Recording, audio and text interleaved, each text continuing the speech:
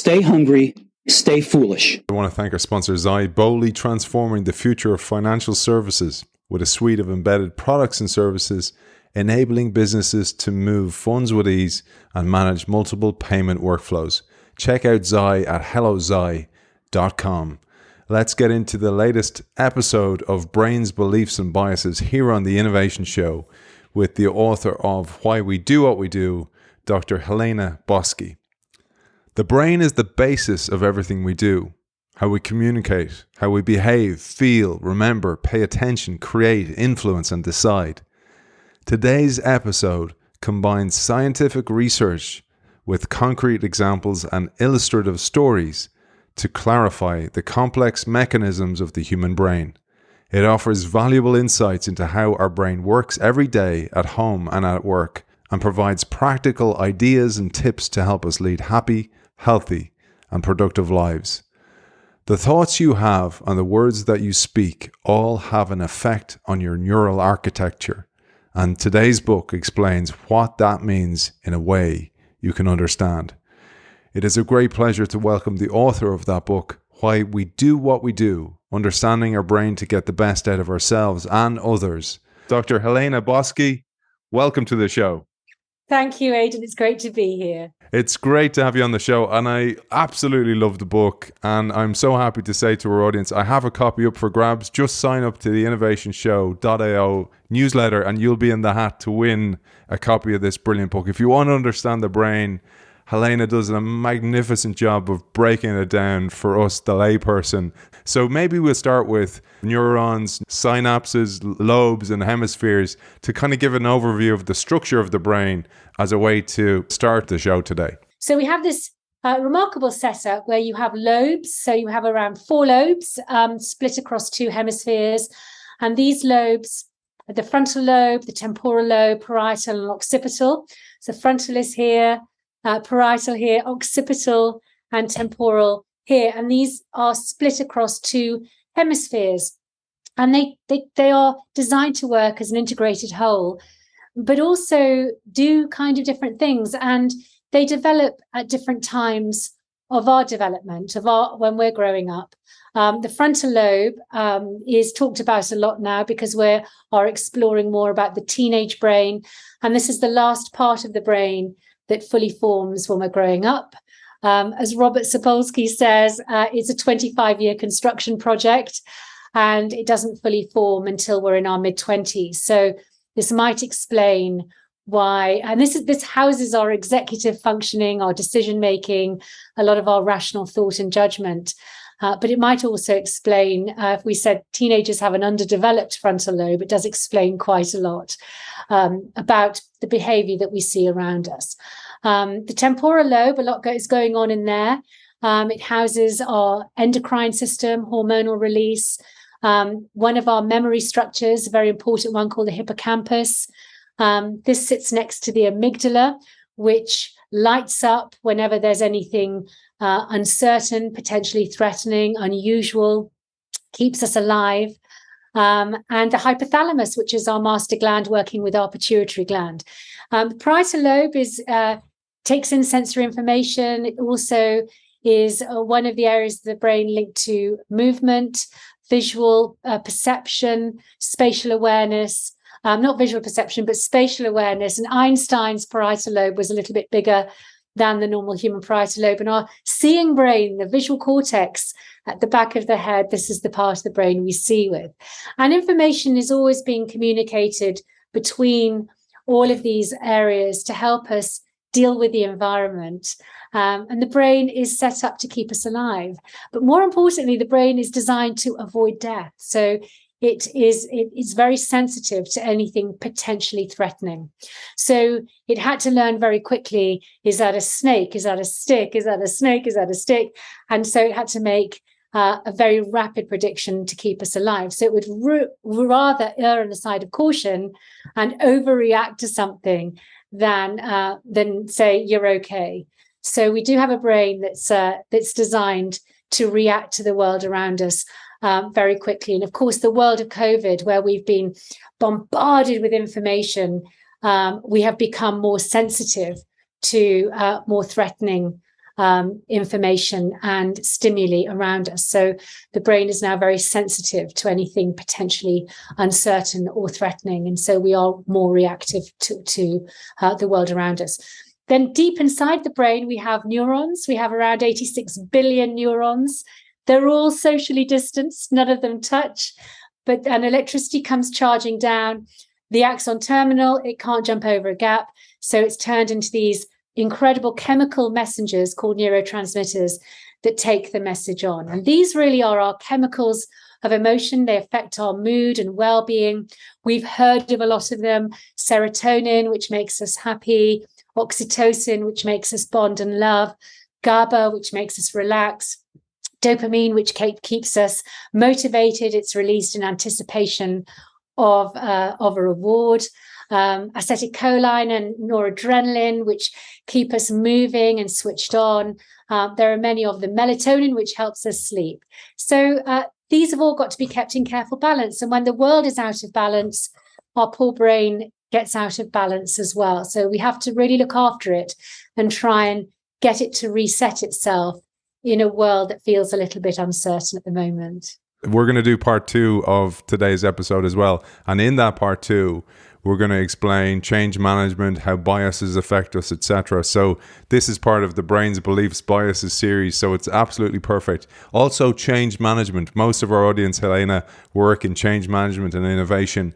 And as if that wasn't hard enough, post-COVID world is even more difficult now. Maybe you'll say a word on that for those people who don't get to join us for part 2, because we have been affected. The amygdala has certainly been affected for people. And as a result, we're even more sensitive to change than ever before.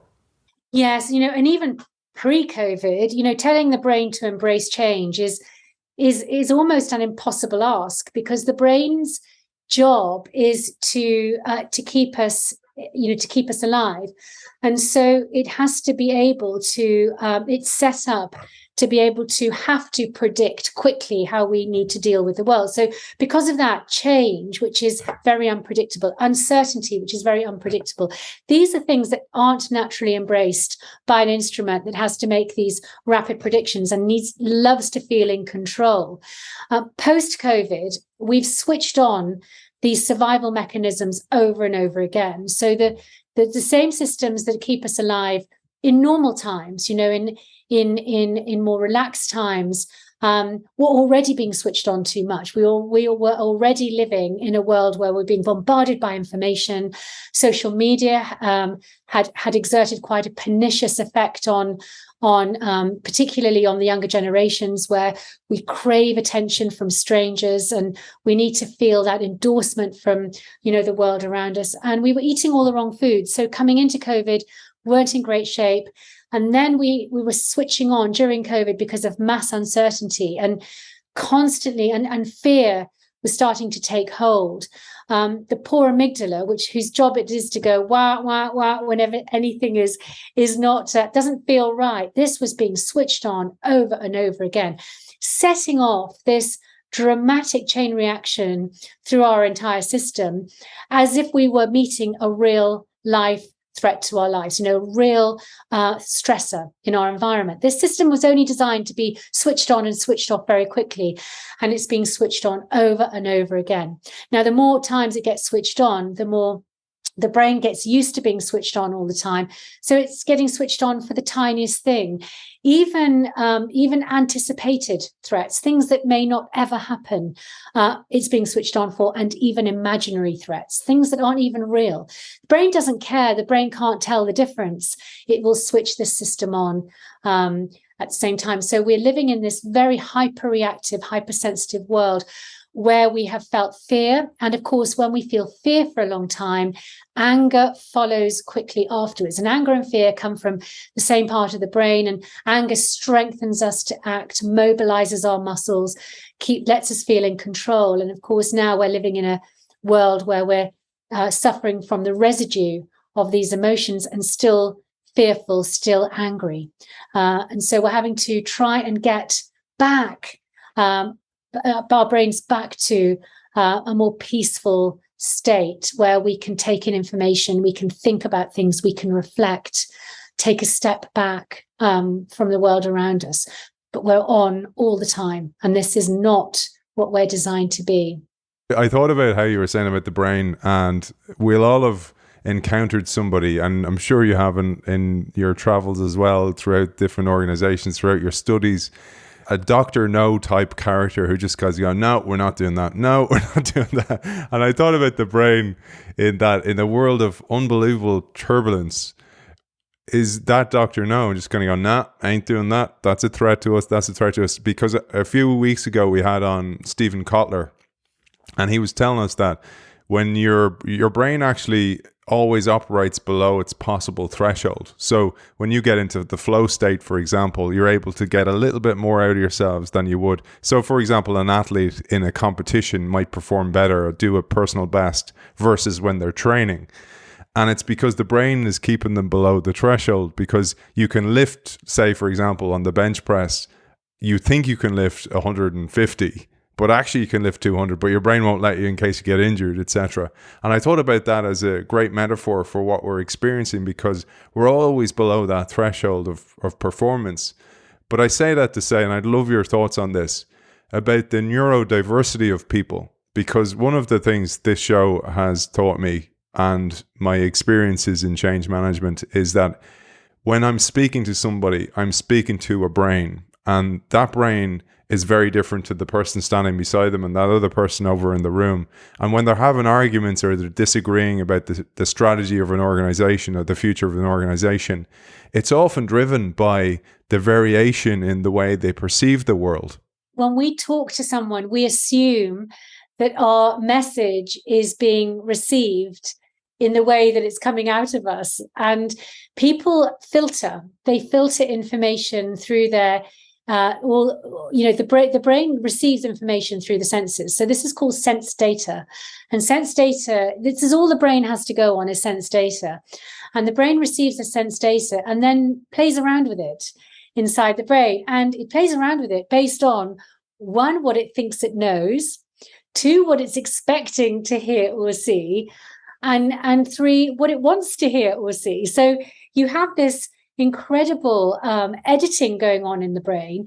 So we don't ever hear the absolute truth. We don't hear the exactly the same message as the message that's being communicated. We hear our own version of it, and we will then believe that.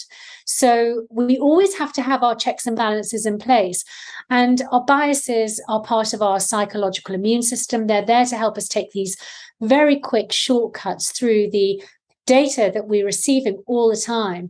And this is why we'll never fix our biases. They're there forever. They're part of how we stay alive. But what we have to do is recognize that we will only have a limited view. And so somebody else's view that might differ with ours might pick up the bits that we've actually missed. And so we complete the picture far more when we are in a diverse environment. The big problem is the brain doesn't like anything that's different, because similarity is easy to predict. We like people who are like us. I used to go at the beginning of lockdown. I was running around a park in London in the morning, and I used to run and watch people walking their dogs. And I was amazed at how often the dog looked just like their owner. And I thought, this is a really weird phenomenon, because I know we like people who are like us, but we also pick pets that look like us as well. And this is to keep us safe. We just literally want to feel safe. And so similarity feels safe. Diversity does not feel safe. And this is why we don't have a diverse enough diet, because the gut and the brain both need a diverse diet, a cognitive diet, a nutritious diet. We have to stick differences into our gut and our brain, but we don't do it because it doesn't feel safe.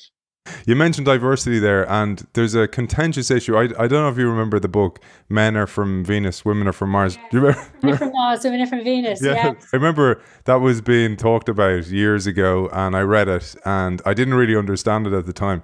But years later now, as we understand the brain more and more, you can see, well, just as we've evolved to like people like us because that wasn't a threat, or just because we've evolved for the amygdala to be constantly erring on the side of caution or negativity, our brains have evolved differently because of our origins of the male of the species and the female of the species. And right at the start of the book, you pose a huge question, and that is, do women and men have different brains? And I'll tee you up here with a quote. I'd love you to take us through this. There is considerable debate among researchers as to whether men and women have different brains. Scientists are divided over whether any differences in the brain are the result of our genetic makeup, nature, or whether instead they are the consequence of the family and culture we were raised in, which is nurture. In fact, a recent study has even suggested that there are no real brain differences between the sexes and that any brain differences emerge because of the significance we give them. All the same, there are structural and neurochemical differences, including a possible explanation for chocolate cravings, you tell us. I'd love you to take us through this. So, yeah, this is one of the biggest debates. And now the world we're living in, which is, it's so hypersensitive to anything when we talk about male versus female, because now I think somebody said there are about 66 different genders. So the gender is a social construct that we identify with, but the biological differences still have caused considerable debate, and people just don't agree on it. There's no one answer to this. There are schools of thought which suggest that we give children the role of male or the role of female by putting them in blue or putting them in pink from an early age. The environment we get dropped into, our DNA gets dropped into our environment, and not every gene gets a chance to express itself. And so the environment then plays an enormous role in ensuring which genes then emerge and how they play out. There's a lot of debate around that. But there are, it is a fascinating debate, and people feel very strongly about it. So I weigh in somewhere between the two. I think we have to look at the studies that have suggested that there are anatomical differences.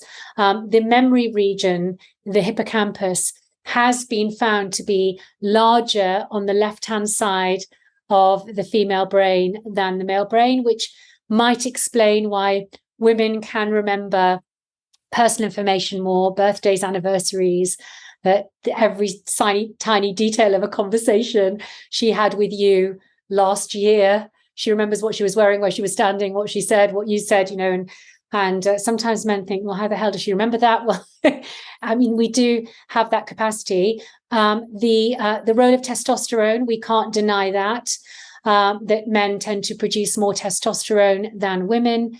And serotonin is an interesting one, because serotonin tends to be more prolific in the male brain. So I think it's produced a lot more in the male brain, or it's certainly more available in the male brain, which might explain why there are more incidences of female depression. Now, there is a food substance called tryptophan, which is an amino acid, which helps to boost serotonin production in the brain. And tryptophan is found in dark chocolate, which is great news, because it means that we can reach for dark chocolate and know that it has a good brain effect. So this might explain why women might want to reach more for the chocolate than the men. But equally, we have to be very careful about making these very grand statements, and also recognize that a lot of the studies there are, for every psychological study that comes out or neuroscientific study that comes out, there is another one closely on its heels that refutes and disclaims the findings. So we have to see all of the studies together and take what we can from each one and learn from each one, because they all have something of value to say. I find that really, really difficult. That's one of the most difficult things. I'm fascinated by the field, and I find it so difficult, like even diet. So like you said, the diverse gut. So I work on that. I eat the sauerkraut and, the kefir and all these type of things. And actually to keep metabolic diversity or metabolic flexibility. So and even, I'll go from one meal a day to 2 meals a day to a feast day, which would be just a normal eating day. But the whole idea is well, if I want my brain to be flexible and agile, I need my body to, because they're feeding each other all the time. They're communicating with each other all the time. And that will keep me more flexible and agile in my mindset. And I say that to say, one of the most difficult things is the refuting evidence every time. Oh, well, what's good for you is bad for you. And it's very hard to find the truth. And I go back to what you said earlier.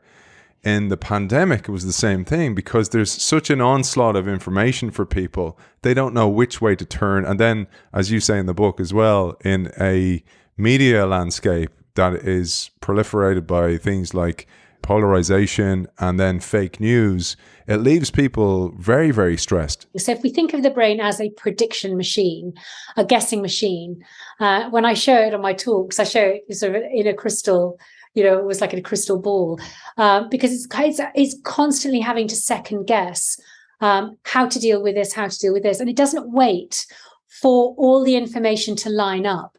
So it will make these very quick decisions and will fill in the gaps, will complete the picture without having all the evidence. It doesn't matter if we don't feel that we've given all the evidence to people. The brain will find it anyway, and it will find it from various sources, which is why, because it has to seek certainty. It hates uncertainty.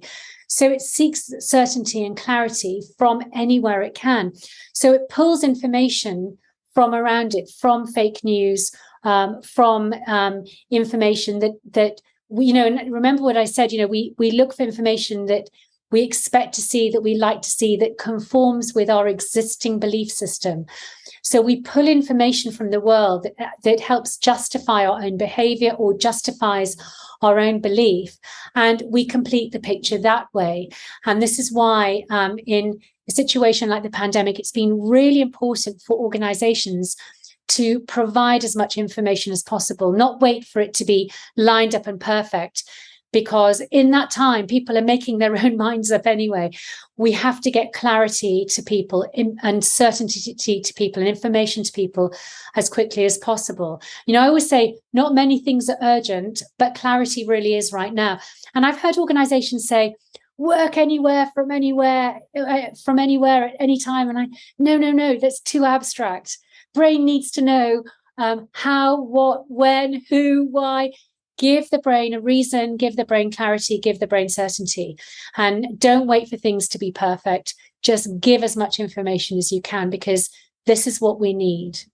That is such a valuable insight for our audience as well. For CEOs, for example, who are leading change programs, oftentimes they go away and they work with the consultants to try and create the perfect plan and bring it to people. And there's a big kind of gap of communication in the meantime.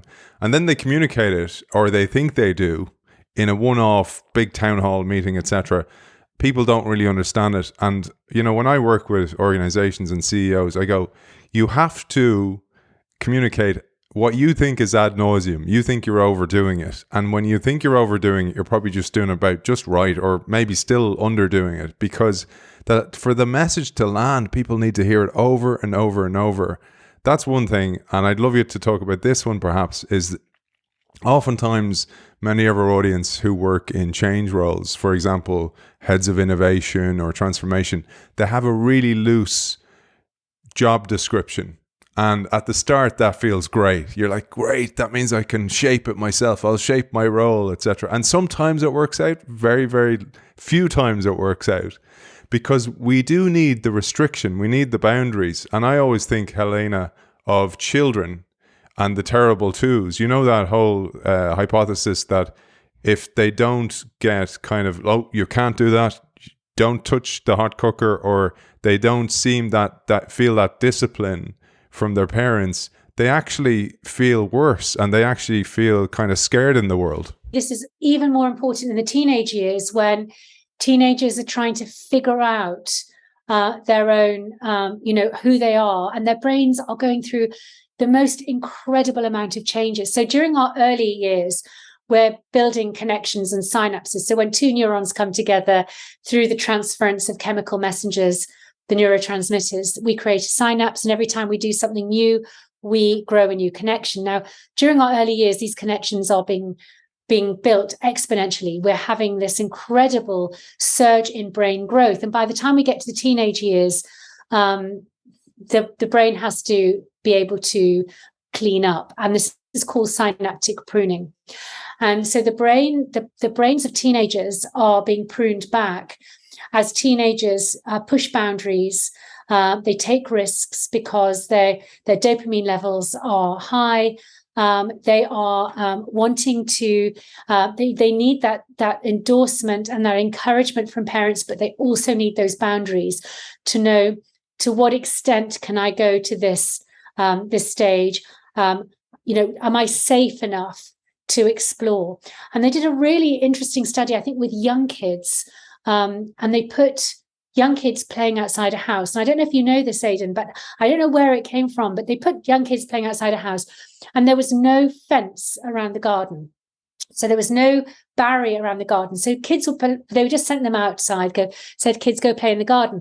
The kids played near the house because they didn't know how far to go. But the minute they then put the kids back in the garden, but put a fence up around the edges of the garden, quite a long way away, but kids saw this fence, they were able to run up to the fence. So their desire to explore and their desire to see and to be curious were ignited because they could see the boundary.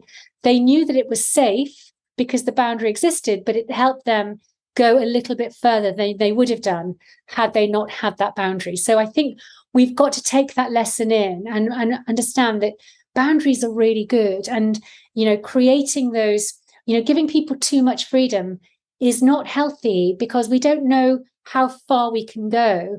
And we need to know that, that there's a safety, and safety is one of the biggest needs for the human brain. We talk a lot about psychological safety. It's one of the big buzzwords now that's out there. And psychological safety is about feeling safe enough to speak out, even if what you're saying might be unpopular or not agreed with, or, in discordance with the rest of the group. We have to create that environment where we're able to feel safe enough to say something that's brave. And we can only do that when we have these boundaries, these parameters in place. I love that. And it's a great metaphor I work a lot in that idea of psychological safety. And exactly that, like, you can't have that without first having, like, well, what's the rules of engagement here? How far can we go? What are the parameters? What are the values we want to be known as? And they're essentially the fence, putting the fence around the organization or the team to know how far can I stray? Same for a job role. It's exactly the same thing. I thought about how animals do that as well. I mean, dogs urinating around an area.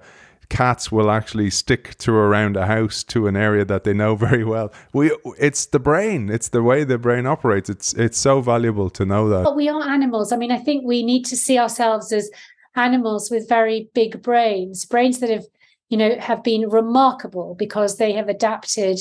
We do have a remarkable ability to adapt to our environment and to push boundaries. We need to know the boundaries we can push. And we have this incredible ability to reorganize ourselves, but reorganize and redesign the world we're in. But we also have to recognize that we do have a brain that hasn't evolved as quickly as the world we've now given ourselves. So we're now stuck with a fairly old system in a very new world.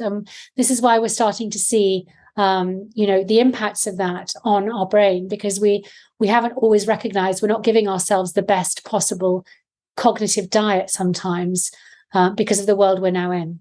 We were talking about animals. We are animals. My dad adopted a cat. He took a cat from a shelter, and he lives in quite a spacious area where a big garden. And the vet said to him, okay, when you get home, you need to bring the cat to the front door and scare the bejesus out of the cat, right? So my dad got like a big pot and like brought the cat to the big door and goes, "This is your home," and smashes the pot. The cat's like, "Ah!" The way the cat, like in a cartoon, jumps up, runs it back into the house. And my dad goes, "What do you make of that, Aidan?" And I was like, "Oh, well, what I think was happening there and this is our next topic, is by creating emotional memory for the cat is going to remember that very, very clearly where its home is, if it ever recovers, that is. But this brings us to chapter 2 of your book, which is about emotional memory, the circuitry of fear, etc., how that all works, etc. I'd love you to give us an overview of this. Gosh, well, memory is one of the most fascinating aspects of the human brain, because we imagine if we didn't have memory, and there have been lots of different examples of people who've lost their memories through either a brain disease or through an accident. And they have nothing to go on. So our memories make us who we are, and without memory, we have nothing to rely on to help us interpret the world around us, because we're all designed to look forward, but we're also designed to use what we know of the past to help us interpret new information. So we need those memories, but memory is notoriously unreliable, and we only have to listen to eyewitness testimony to know that. And every time we revisit a memory, we add to it. So we shape it again in some way. So memory is both reconstructive and constructive. And so we build our memories. Now, the area of the brain that gets a lot of traction and coverage is the hippocampus. And this is the area of the brain that's affected by Alzheimer's, dementia. It's a seahorse type structure, which actually takes its name from the Greek word for seahorse, and the amygdala sits at the end of it. So the hippocampal region is of absolute fascination to me because it's so affected by stress. And people who are stressed for a long time, one of the early signs, warning signs of stress, is memory deficits, loss of memory. And so we have to pay attention to these small cognitive failures, because it could be a warning sign for something greater. Now, people who are at stress for long periods of time do put themselves at more risk of cognitive degenerative decline, which is the scary thing.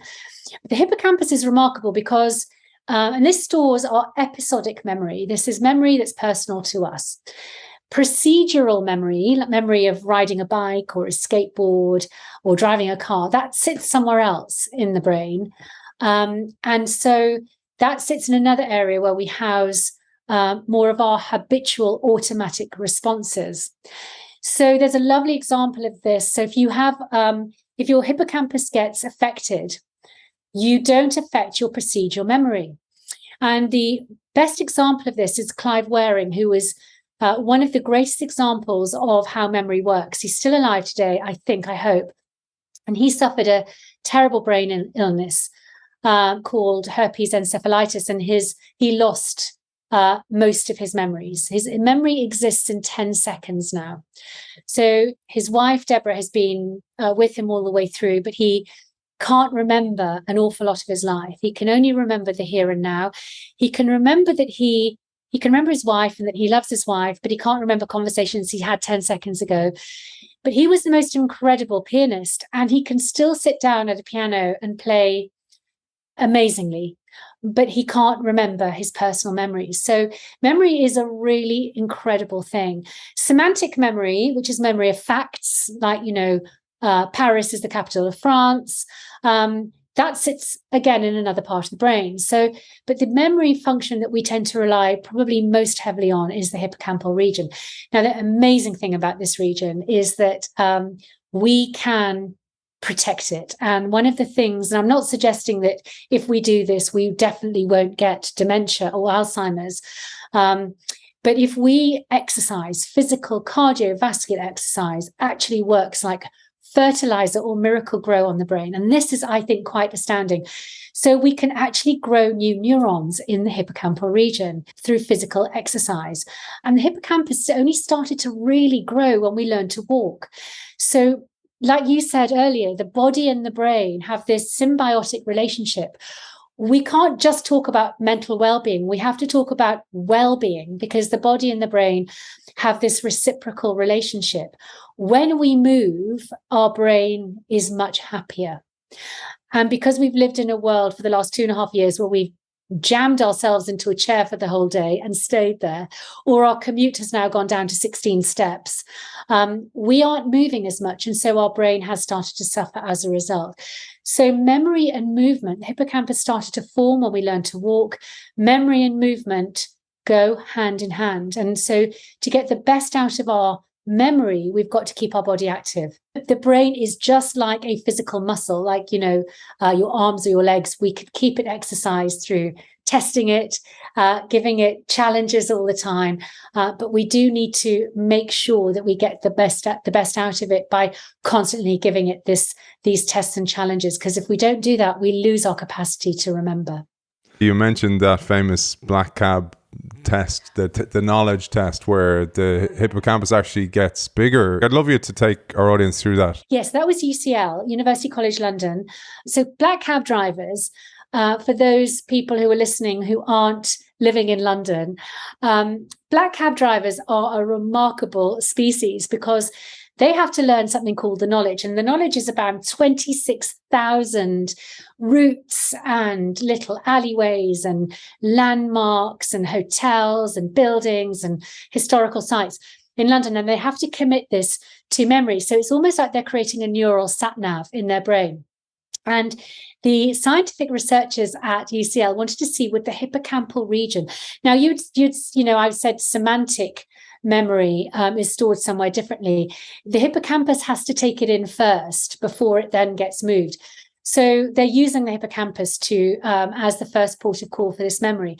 So they wanted to see, they scanned the black cab drivers' brains over a 5-year study, and they found that over 5 years of learning the knowledge, and it can take black cab drivers about 3 to 4 years to learn the knowledge, and the failure rate is high. And what they found was that the hippocampus started to grow and grow and grow and grow. And the minute they stopped being black cab drivers, the hippocampus would start to shrink again. Quite a remarkable study. So it's it shows that how plastic, we talk about neuroplasticity, and the brain is remarkably malleable and it can change shape throughout our lives, right up until our 90s. We can keep our brain growing and healthy and functioning really well if we help it along the way. And so the study was quite an amazing one. And it showed that researchers said, this is a real proof of neuroplasticity in the brain, that the brain can change and develop all the way through our lifespan. And we can just help it by learning comes with an element of pain. These things aren't easy. If you ask any black cab driver, and whenever I get into a black cab, I always ask them how it was learning the knowledge. They will tell you chapter and verse how difficult it was and how, they had to go up against the examiner. And they have to recreate the routes in their heads. They're not allowed any kind of digital device at all. Amazing. So I think we live in a world where now we can't even remember our friends' phone numbers. And this is called digital amnesia. It's really good to try and get our brains remembering again. Just to share a couple of little things that I do, because I'm so aware of this all the time, is, for example, when you're logging into a device now and you have 2-factor authentication, so you might get sent a code and the code might be 6 digits. And you can copy that code and enter it. I won't copy it now, so I'll memorize it. Little things throughout the day. And because then it's like going, okay, well, now I have to force myself. At the start, I'd kind of remember 3 and 3, what's the first 3, what's the second 3? I have to look back. Now I don't. So I just think little things that you can do are so, so valuable. When I was playing professional rugby, we had this saying where you got to keep the opposition honest. So you got to test their defenses, make sure, there might be a weak link there, but if you don't test, you don't know. And I always think about that. You got to keep yourself honest as well and keep testing yourself, pushing your boundaries, because the brain is so lazy. And maybe we'll say something about that, because I thought about what you said.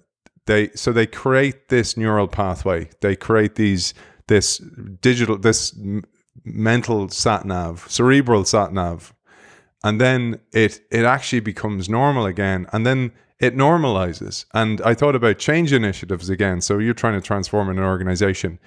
What you're actually doing is people have learned the way things are done around here, and then you're introducing, we need a new business model, And you can't put in a new business model or a new way of doing things until you change the mental model and how people think. And that takes a lot of pain, like you say at the start. So there's always a step back before the step forward. You know what? People don't like feeling stupid at anything.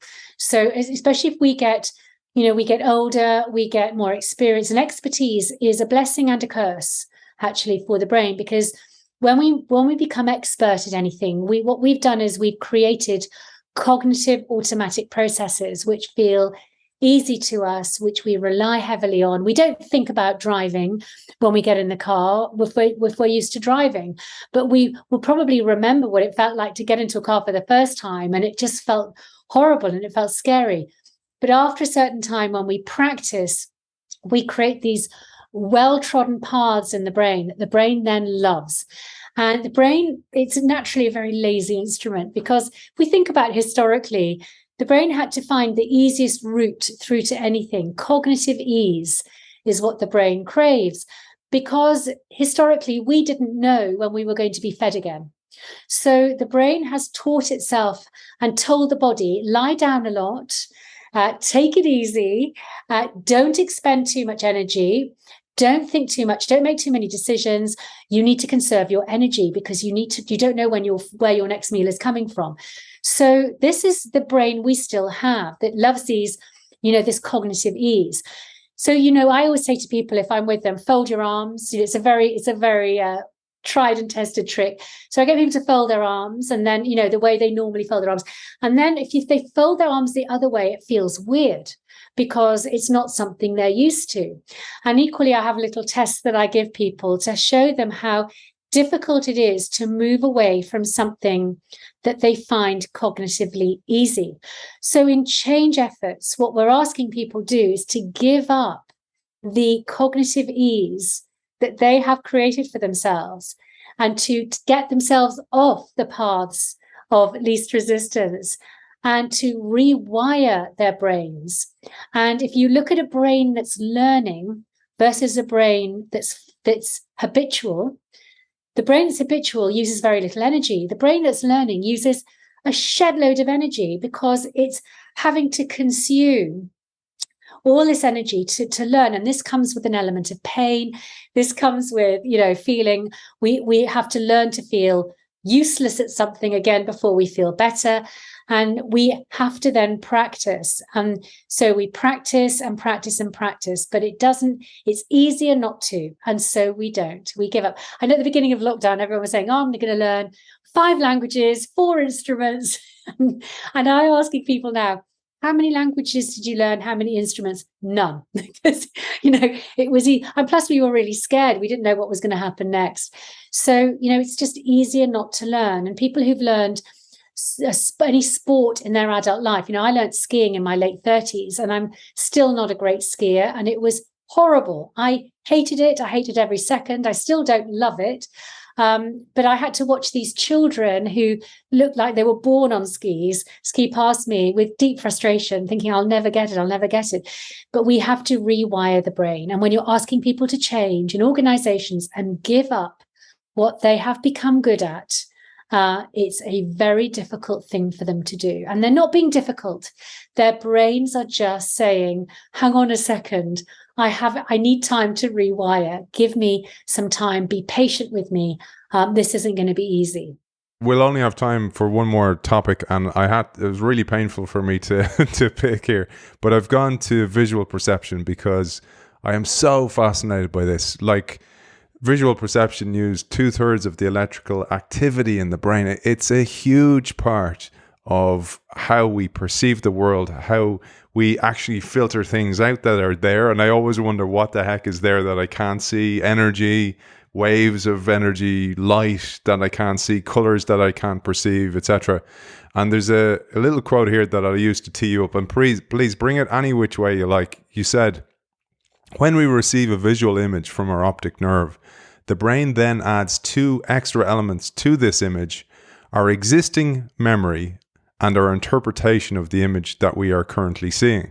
We are constantly comparing what we see with what we already know, and we often see only what we expect to see. This can make us blind to other items or objects in our visual field. And I love that for many reasons. One is just the fact that happens to us on an everyday basis. The second is, I think that is exactly what happens in organizations for leaders when you expect the world to work a certain way and you've been successful with that way in the past, and then everything changes, like a pandemic or like disruption or like inflation, and things don't work the same way anymore, but you still expect them to, and you look for confirmation biases that will tell you that they're going to work that way. And as a result, leadership struggles in times like this. And I just think it's such a perfect way. But perhaps you'll take us through how this actually works. Maybe the RAS as well, the reticular activating system, which is such an important aspect. Yes, thank you, Aidan. Right, well, yes, the visual system is I find it absolutely fascinating because there is no mechanism in the brain for ensuring that what we see is what is really there. And I've said this before, and I think this is what we have to keep reminding ourselves of. So all information coming in through our eyes gets sent to, again, this sits inside our temporal lobe. There's a structure called the thalamus, and the thalamus is near the hypothalamus. And the thalamus is a sort of a holding hub of sensory information. All our sensory inputs, except our sense of smell, go into the thalamus and then get sent out to the various parts of the brain. So our eyes aren't there to see. Our eyes are simply there to take in visual input. And the optic nerve travels from the eyes to the back of the head. So this is the area that we see with. And this has been the study of so much research, the subject of so much research, from the attentional system to dreams to, it's a fascinating field. When we take in information, the brain always makes a relative decision. The brain always says, what is this like? And so if you imagine, the best way to describe this is if you're eating frog's legs for the first time. And most people, if you're not living in France, you might eat frog's legs later in your life. And it's a very big deal putting something new into the mouth because, it could have been poisonous. And, so the brains learned to say to us, it's okay, it's okay, it's okay. So the first thing the brain does is say, that tastes like something that feels safe and familiar. You're okay to eat it. And of course, people then compare the taste of frog's legs to chicken, because chicken is a safe, familiar taste. So that's the best way to show that. And so the brain is constantly comparing and contrasting information that comes in. Now, there's a structure that sort of sits in the middle called the reticular activating system. And this really helps with our powers of awareness. So this helps the brain pick out from the information that's coming in, pick out what's important to us. And then it tells us where to focus our attention. And what we have to remember is our attention is supremely limited. And it works like a torch spotlight. So when we pay attention to something, and we're using our frontal lobe for this, and the frontal lobe is easily tired and easily hungry. It's a bit like a teenager, it behaves like a teenager. So it gets very fed up and very tired by the end of the day. And so we can't turn it on all the time. But when we pay attention, we are shining a torch spotlight onto what we think is relevant to us. And the brain is telling us what's relevant. So, for example, if you buy a car, and you want a car, and you know what car you want, you're looking forward to your car, you've just bought your car, you see your car everywhere because the brain is picking out your car in the world around you because it's relevant to you. So it always shines a spotlight on something that's meaningful, significant, or relevant to you. But what the thalamus then does is that it darkens out everything else. So we literally become blind to what we're not paying attention to. And the minute we want to switch attention, we put other things into darkness. So we can only pay attention to quite a narrow view. And when we're stressed and when we're worried, the way we sense our world changes. Our field of vision becomes even narrower because we're having to really pay attention on this. And so we take in sensory input and interpret it very differently when we're in a state of stress and uncertainty. So because of that, we then suffer from something called inattentional blindness. We don't see what we don't pay attention to. And Trafton Drew, who's an amazing psychologist researcher in New York, did a study with radiologists, and he asked them to look under a microscope at lungs. And these lungs, these radiologists were looking for cancer, and he put this little gorilla, the size of a matchbox, under the microscope, which should have been perfectly obvious if the radiologists knew they were there. But he then asked them afterwards, did you see the little gorilla? And 80% of them didn't see the gorilla because they weren't looking for it. They were looking at the lungs for cancer.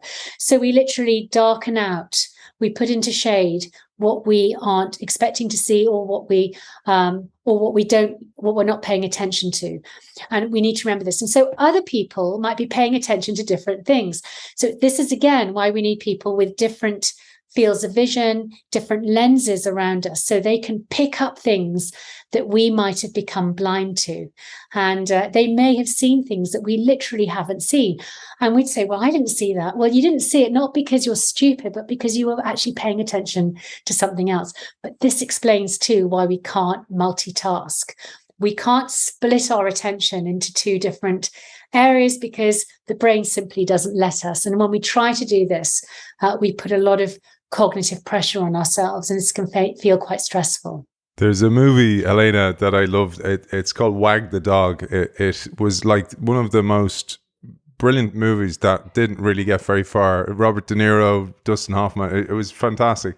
And it was about, for our audience who don't know, this is not a spoiler alert or anything like that, but essentially the president commits a misdemeanor, the president of the United States.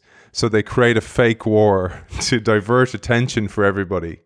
And I thought about how, well, politicians have known that for years, that you create a sense of fear, a point of fixation. And then you can slip in all kinds of policies that otherwise would have been objected to while everybody's paying attention there. Equally, just as a magician will try and distract your attention, knowing that you can't attend to multiple things at the same time. And I say all that to say, well, this is something we need to be aware of personally, but also where we can use it to our advantage. So I often think of, for example, vision in an organization. So as I mentioned, one of the roles I have is consulting with organizations. And oftentimes I talk about vision. And I tell them about the RAS, the reticular activating system, and go, if you articulate, again, ad nauseum, storytelling is so important, why we're doing what we're doing and what we're doing, people will then understand it. It will activate the reticular activating system, and then they'll look for evidence that we're actually making it towards that vision. It is so, so important. And then equally, and I'd love you to maybe share this as our final message, gratitude journaling and practices like that at nighttime just before you go to bed. Again, telling yourself what is important to you, looking for evidence that these things are important to you. And you literally can rewire your brain and become more positive orientated. I mean, yes, gratitude is the biggest antidote to disappointment. Being grateful for what you have, not looking for what you don't have. And I think that's critical to be able to, because we can always look for things we don't have and things we're disappointed in. And it's the way we choose to see the world around us and see the lives we've had, and considering ourselves lucky and being grateful for that is, I just think, one of the best things we can do. And you talked about the why do we do this, and why do we do what we do? Now, this is an incredible phenomenon in the human brain, but the brain loves to have the why answered. So the seemingly innocuous word because carries so much power in the human brain, because the brain, remember I said the brain hates uncertainty and the brain needs certainty. And the word because creates certainty in the brain. It helps us understand why we're doing this. And we may not love the reason, but any reason will do. And the study that really showed this, and I don't think I talk about this in the book, but I certainly talk about this in my talks, is it was way back, and it was a fantastic study in Harvard. And they had a team of researchers trying to jump to the front of the queue at a photocopier machine. So the good old days of Xerox machines. And they tried 3 times. The first time, they just said, "Can I get to the front of the queue or the line?" And I think 60% of people just said okay, but very grudgingly. And the next 2 times, they gave reasons, but the reasons were ridiculous. They were rubbish reasons. So the first reason was, "Can I jump to the front of the line because I have some pages to photocopy?" And you think, well, hang on a second, we've all got pages to photocopy. But 93% allowed people, because they just had a reason. We may not, be rocking from the rafters with the reason, but at least we have the reason, and we just need to know why. And this, the third time, it was an even worse reason. "Can I jump to the front of the queue or the line because I'm in a rush?" Well, hold on a second, we're all in a rush.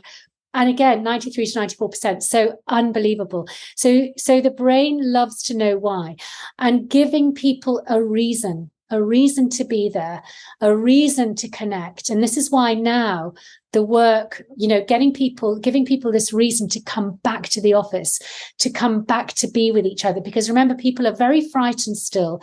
Fear is not something that leaves us easily. It's one of our strongest emotions. And it's been with us for a long time as a close companion. And people are scared. So giving people a very compelling reason to come back, to be with each other again, is going to be critical for organizations as they reconnect and rebuild their cultures. So that work you're doing, Aidan, is going to be incredibly valuable for organizations. I was just thinking about like a CEO was listening to us and they're like, "Okay, so I just have to say because," and they're like, up on the, and somebody's like on a town hall, they're like, "Why are we doing this?" And they're like, "Because," mic drop.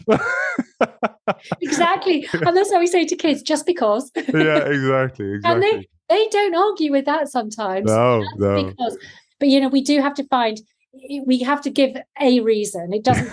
what I always say to people: don't try and perfect your reasons. Give a reason, because people will think, "Oh, well, at least I know." Yeah. That's the reaction. And anything that comes after the word "because" tends to scoot below the level of consciousness anyway. So it gets to us and we think, oh, okay, and we move out. We've all been at the scanner at the airport, and somebody comes rushing in with their tray, says, "I've got to get past, I've got a plane to catch." And you see everybody going, okay. And then you think, hang on a second, I've also got a plane to catch. Yeah. But we do it because we've had the reason, and we just need to know why. The word, answering the why is really important. Now, very quickly though, asking people why is not a great question word. So when you're trying to get people to give you information, the why question word gets you a very glib response. So don't ask people why, always answer the why for them. But when you're trying to get information from them, how and what words are far more powerful than why and who. Why just gets you a very superficial response. Who can sometimes sound a bit like a witch hunt or an accusation, but how and what words actually draw out more information. So giving the why, not asking the why, and asking how and what. That's how I would use language and questioning. Speaking of which, how can people find you for keynotes, for consulting, etc.? Where can they find you? LinkedIn is probably the best place. I'm not very good on LinkedIn or social media because of what I know it does to the brain sometimes, but thank goodness it's there because it's helped us all connect.